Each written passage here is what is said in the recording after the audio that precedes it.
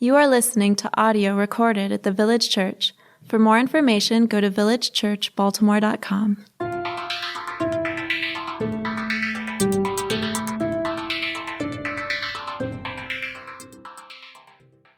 As we get ready to hear the sermon, our brother Monty is going to come up and read the scripture for us for this morning. And let's stand for the reading of the Word of God. This comes from Psalms 96. Oh, sing to the Lord a new song. Sing to the Lord, all the earth. Sing to the Lord, bless his name. Tell of his salvation from day to day. Declare his glory among the nations, his marvelous works among all the peoples. For great is the Lord, and greatly to be praised. He is to be feared above all gods. For all the gods of the people are worthless idols, but the Lord made the heavens, splendor and majesty, and before him strength and beauty are in his sanctuary. Ascribe to the Lord, O families of the peoples, ascribe to the Lord's glory and strength. Ascribe to the Lord the glory due his name. Bring an offering and come into his courts. Worship the Lord in the splendor of holiness. Tremble before him, all the earth. Say among the nations, the Lord reigns. Yes, the world is established. It shall never be moved. He will judge the people with equity. Let the heavens be glad and let the earth rejoice. Let the sea roar and all that fills it. Let the fields exult and everything in it. Then shall all the trees of the forest sing for joy. Before the Lord he comes, for he comes to judge the earth. He will judge the world in righteousness and the people in his faithfulness. Amen.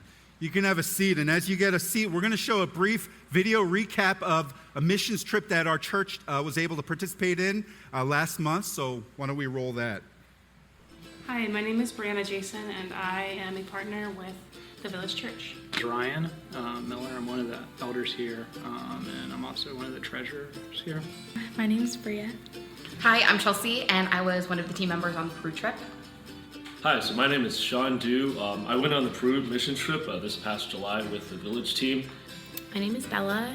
I decided to go on the trip to Peru. Also, I just graduated from school, so I had time this summer, and I thought it was a great opportunity. We came along a church called Somos Iglesia. It's the local church in Peru. We did evangelism in the parks. We went to schools and put on programs, worked in impoverished areas, and just helped the church out down there.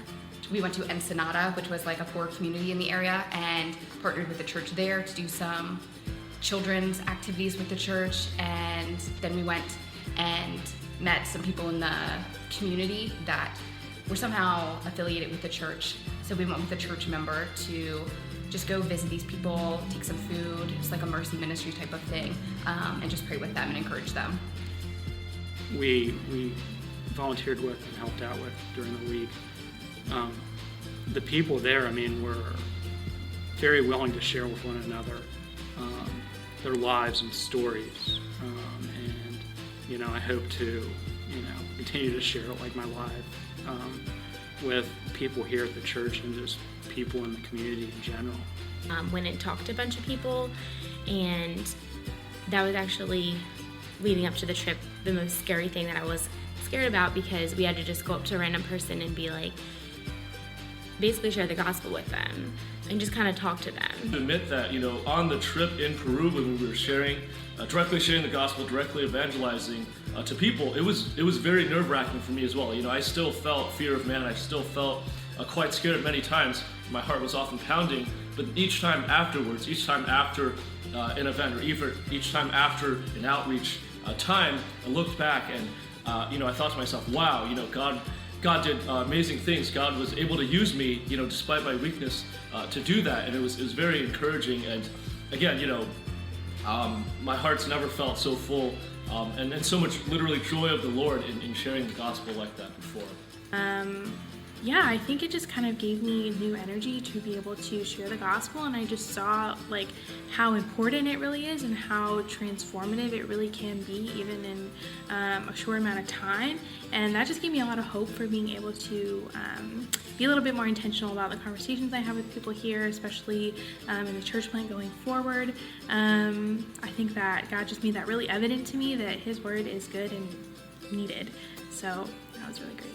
highly encourage you to seriously consider going if you have any interest in it at all, particularly if, like me, you've never, been on a missions trip. You should go to Peru because it's going to be a lot of fun. Amen. And I had the privilege to be able to lead a team, and it was one of the best experiences I've had in ministry. I think I can say that pretty accurately. We want to give you a little bit more in-depth glimpse. These team members, they had a great experience in the context of service. It's hard in a short video to know all about it. We're going to have a missions report panel after service today, right after, where you're going to be able to hear a little bit more in depth from some of the team members of their experience. For you to be aware, this is not just random dropping in another country and saying, hey, we're here to do ministry. We're working together with a local church that we partner with, Iglesia Somos, led by Pastor Roger and Ann Kim. So this is our way to partner together. And we also want to give you a glimpse as God is allowing us to even go on missions. Financially we support, but also for our own time and abilities to be able to go. So come after today, not just to hear about how you can go, but hear about the trip itself and to learn more about the ministry. And that's going to be after service today. So we're talking about this idea of mission. And we're talking a lot about different forms, whether it's right here in our own city and around the world in places like Lima, Peru, Zambia. We partner in Haiti as well. But as we think about missions, we're going to actually go into this last sermon of this Psalm series we've been doing as we look at Psalm 96, as Monty read for us earlier. And as he was reading, I hope you were able to even pull out some of these ideas of what it means to express the glory of God, to be on mission.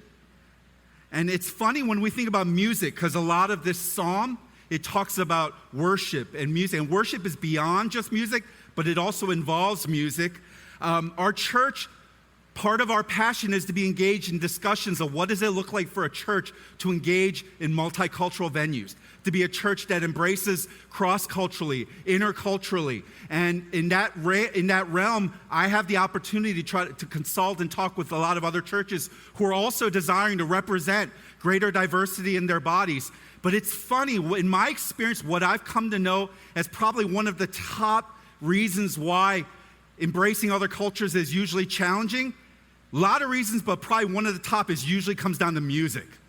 Like, as much as people want to embrace people of other cultures, oftentimes the thing I hear is, yeah, you know what? I love being in a room with people of other cultures. I just feel so good. I feel like I'm in a commercial somewhere. It's awesome. I feel like really up to date. But man, that music's really hard to worship to for me. Or I hear it in this way. Yeah, you know what? I love the different representation of people on stage or those who are leading, but it doesn't feel worshipful. And I think there's a lot of things that are packed in there today. But the psalm we're looking at today, it gives us a good reminder, even maybe addressing that question of what's worshipful. It gives us a good reminder that the nature of our singing as our worship in this corporate church context, it's supposed to even be more than what makes us feel like we're being worshipful. And I want to say this, it's not wrong for singing to be intensely personal. Like, as you're singing some of these songs, there are just some of them you just start grooving, right? You can't help it. You start moving. You're like, am I allowed to move like that? This church, I'm not sure, but I'm going to move anyway, because your soul gets captured and it feels personal. You're like, man, someone must have been like following me in my life, because those words are like, it's like personal for me, and I don't think that's wrong. But what we're told in Psalms like this and others is that the singing that we do in worship, it's just meant to be more than just our personal experience of what we feel. That's there, but it's also more than that. Look starting in verse 1. It says, "Oh, sing to the Lord a new song. Sing to the Lord, all the earth. Sing to the Lord, bless his name. Tell of his salvation from day to day. Declare his glory among the nations, his marvelous works among all the peoples." So there's a very personal aspect involved in the singing. If you see in verse 2 there, it seems to say that part of the singing, it involves speaking of that personal saving work that each person has experienced in Jesus Christ, if you have. That in some sense, part of the reason we sing is to be able to declare, look what God has done in my life. He saved me. He's rescued me from the muck and the mire. And in some ways, you don't get more personal than that, right? When the singing reminds you of your own story. rescuing from death into life. But what we're shown here is that for the Christian, personal is always knit with the communal. That for the Christian, personal can never fully be separated from the corporate community. And this is challenging in a Western context where we have so ingrained in us kind of like that certain values, such as like maybe my faith is something between me and God. Like my faith is not something that's meant to be like involving and shared with other people.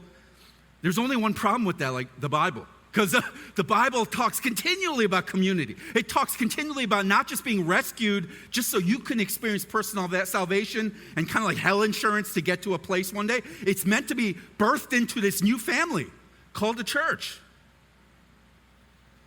Because worship that's just kept between me and God, it doesn't take into account the full scope and the large stature and majesty of this God. He's much bigger than I would guess most of us tend to believe.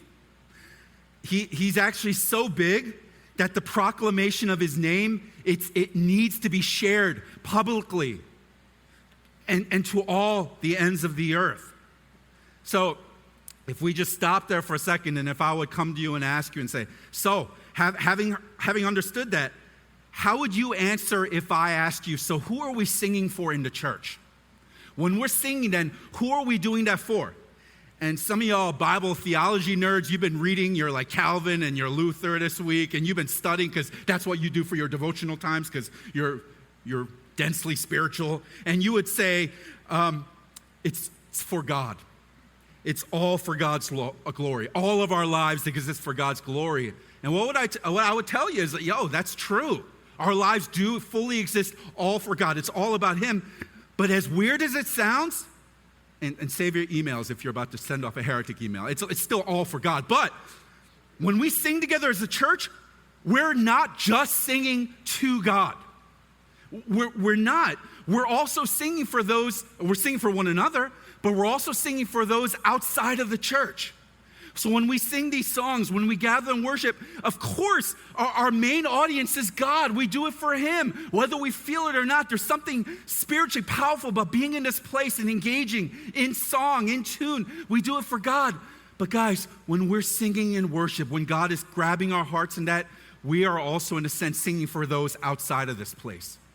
We're singing for those who are not in the church.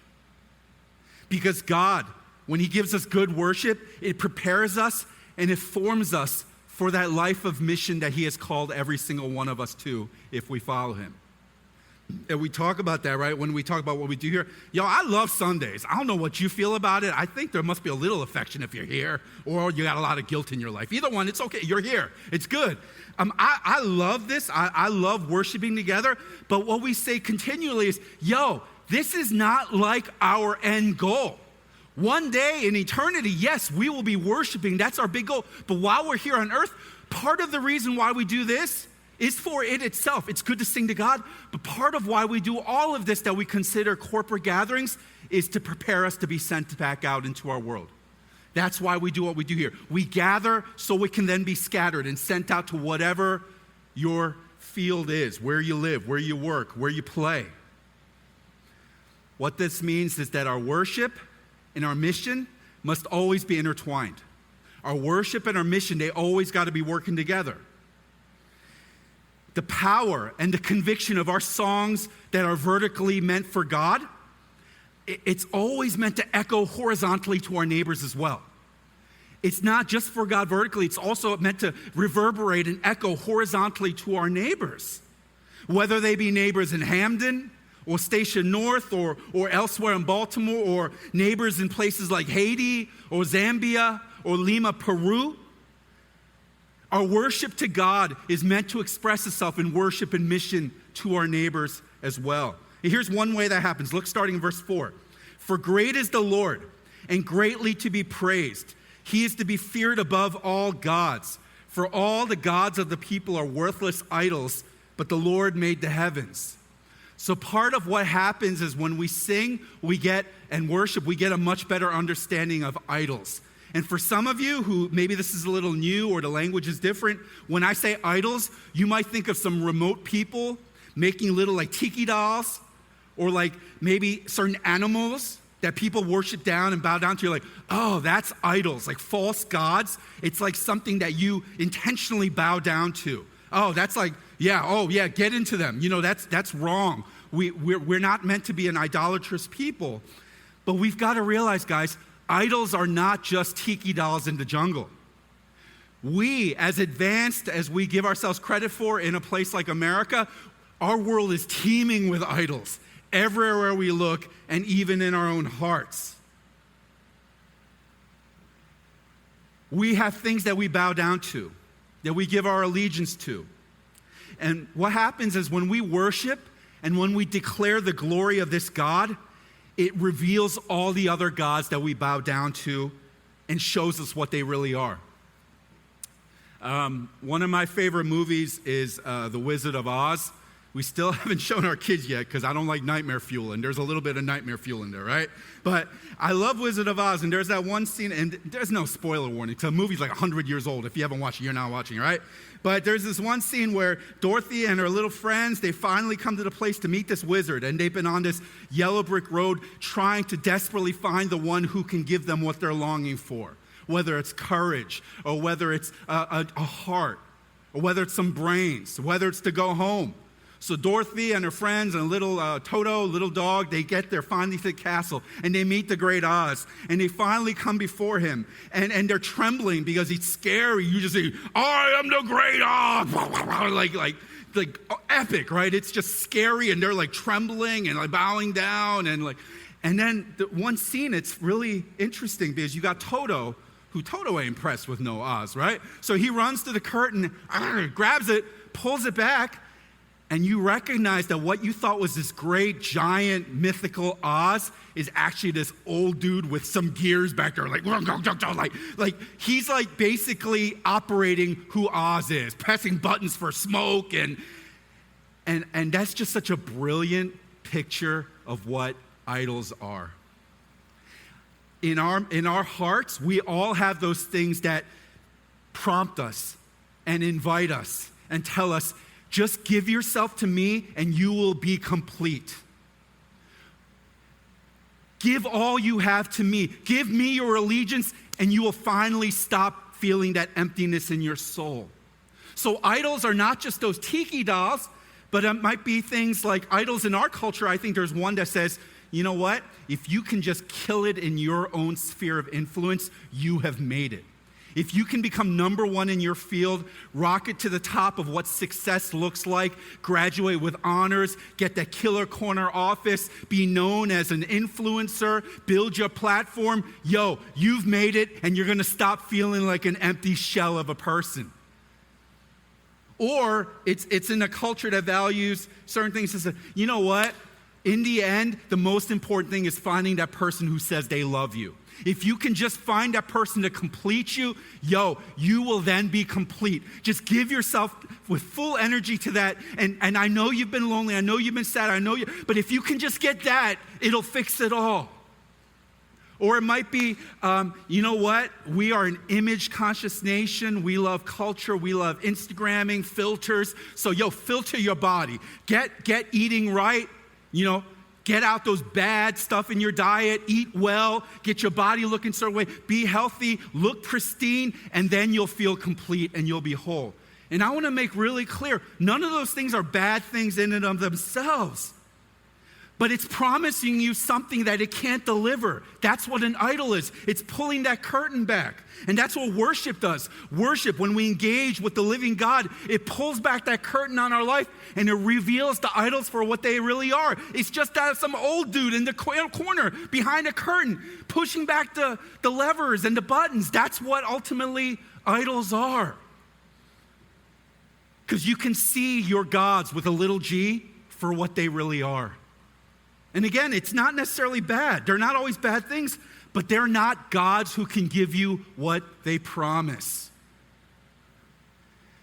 So when we think about our idols then and how this relates to being on mission, this is just my experience.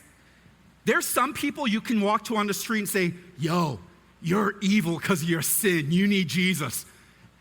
There's like maybe 1 out of 1,000 that say, can you tell me about this Jesus? 999 say, no, you're evil, man. You go to church, you're more evil than anyone else. Why the heck would I listen to you telling me that I need Jesus? You need something. It's definitely not Jesus. I'm not against telling people they're sinners, but here's what I found to be really powerful when we want to convey the truth of God.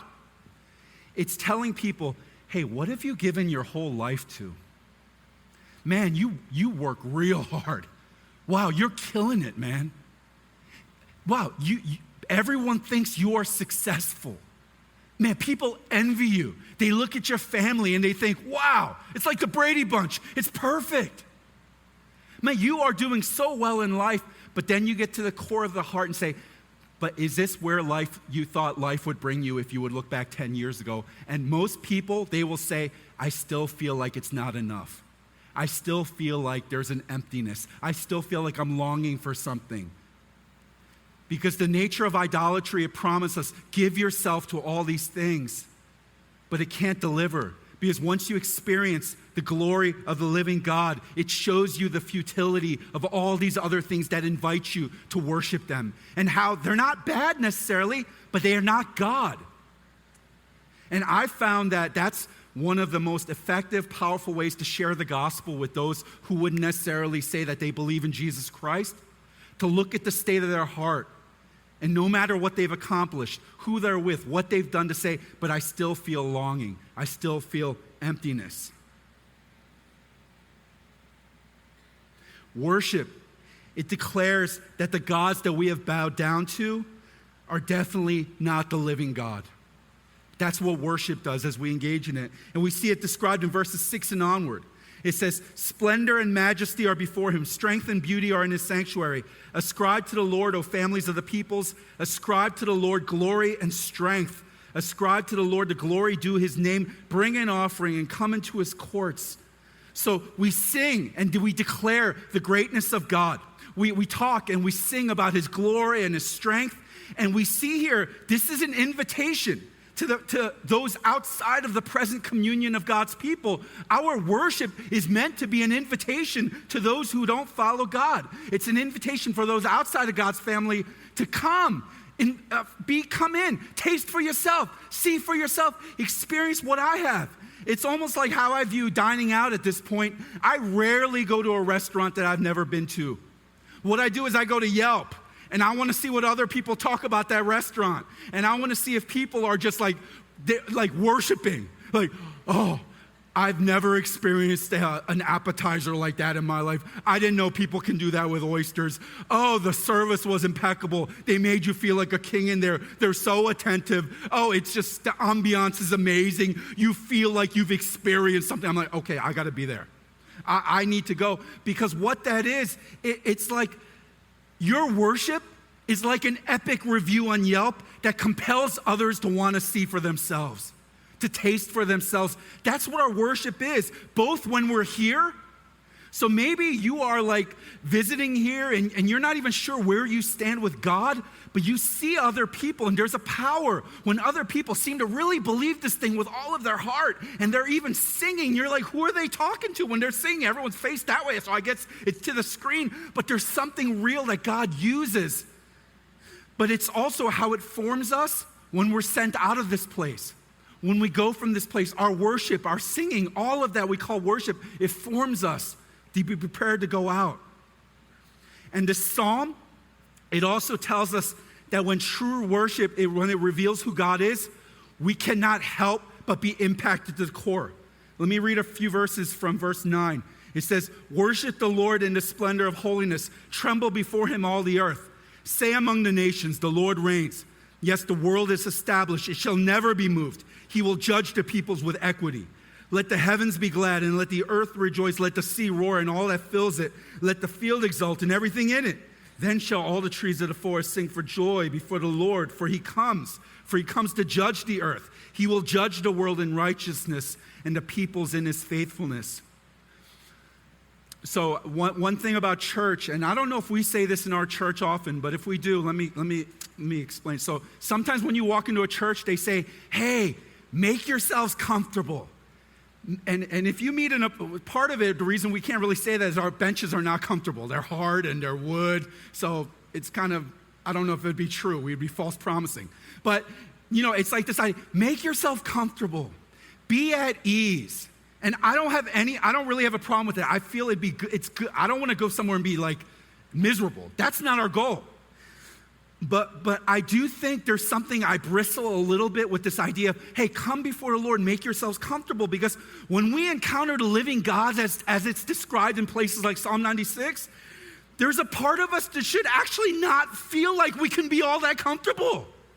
Like we read about his power and his might and his judgment, and we're like, oh, this is not to be taken that lightly. Yo, this God's not to be trifled with. He's not joking. When we worship God correctly, it shouldn't just lead us to that picture of cuddly grandpa who invites us to sit on his lap and he just tells us nice stories till we fall asleep on his lap. I mean, I kind of like God in those ways, and sometimes we need God to be that, right? Part of understanding God is, it also means that we see in verses like 10 and 13, we should also get a glimpse of a God who's coming in judgment. And maybe some of us here even, but I know some folks, they get uncomfortable when Christians or churches talk about God as a God of judgment. And I think there's some legitimate issues that we want to tease out when we talk about that. But I'm going to suggest here, and I want to say it humbly because you might not agree with me, but I would suggest that disliking a God of judgment, it might actually reveal a relative sense of privilege. That not liking this idea that God is a God of judgment might mean that we've had a pretty decent life. And we don't want someone telling us that we're not doing things right, or that's wrong to be able to tell someone they're not living correctly. How can anyone say something like that? Because here's what I come back to. You know who doesn't hesitate to cry out in worship to a God of judgment? You know who doesn't stop and there's not like this hesitation? You know who cries out for a God of judgment? Those who've experienced destruction, hatred, those who've received violence in their life, persecution at the hands of evil people and evil systems. They have absolutely no problem in believing in a God of judgment. If anything, their soul cries out for judgment. It's sometimes they wake up and look in the world and say, how much longer does this go on the way it is? This is hard. This is terrible. We're being brutalized and battered upon. Does anyone care? And we cry out for judgment. It's why I think our history is really important for us to have a lens in even how we understand God. It's the kind of worship that I think was declared in the U.S. civil rights rallies and in churches, especially throughout the South, with anthems like We Shall Overcome. And you might have heard that song, that old hymn. We shall overcome, singing that, declaring that. And in one real sense, it declared the eternal hope of every believer who's making it through this journey of life, that one day, hey, we shall overcome this world and we're going to be in a better place. I think it's universal in that sense. But I think in another very real sense, it became a united, unified cry of worship out to God. As you had instances like Bull Connor's fire hoses pushing back protesters in Birmingham Square. As attack dogs beat back people who are crying out for justice. As black churches were being blown up by white supremacist terrorists. Songs like We Shall Overcome, it took on another meaning as people cried out for justice in a world that seemed so unjust. And I think Dr. Martin Luther King Jr., he even spoke of this kind of worship. He said, deep in my heart, I do believe we shall overcome. Now I join hands often with students and others behind jail bars singing it. We shall overcome. Sometimes we've had tears in our eyes when we joined together to sing it, but we still decided to sing it. We shall overcome. Lord, before this victory is won, some will have to get thrown in jail some more, but we shall overcome. Don't worry about us. Before the victory is won, some of us will lose jobs, but we shall overcome. Before the victory is won, even some will have to face physical death, But if physical death is the price that some must pay to free their children from a permanent psychological death, then nothing shall be more redemptive. We shall overcome. Before the victory is won, some will be misunderstood and called bad names and dismissed as rebel rousers and agitators, but we shall overcome. And there's a sense that when we declare this kind of worship, crying out to a God of grace, of mercy, of kindness, of love, obviously all that, but also a God of judgment and justice. What we're declaring is, hey, God does see evil. When someone wakes up and they have been brutalized their whole existence, and in their heart, maybe they can't even say it with their physical lips, but they cry, does anyone see this? What we can declare in our worship is, yes, God sees it. And he is full of power to do something about it in judgment. And I would suggest, when we talk about mission and judgment, for some, telling them, oh, God has a wonderful plan for your life. Oh, God can be your atoning sacrifice for your pit of sin. That'll work with some people, but for some people who maybe have nothing to want to do with God, but whose lives have been forefront in the brutality of injustice, to say that there is a God who knows, who sees, who cares, who gives a darn, and he recognizes it. But he's not helpless like we might sometimes feel, but he's actually done something about it, and his name is God. And he sees, and he knows. That might be one of the most evangelistic tools we have to offer someone. I don't think it's improper to say in our city, where maybe so many have given up and there is no hope because of different layers of pain and brutality and injustice, to be able to point someone to say, hey, you know what, this God, he doesn't just give you like a little bit straightness in your path.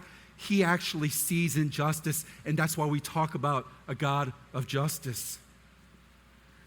And guys, that's the new song we have to declare with all that we have.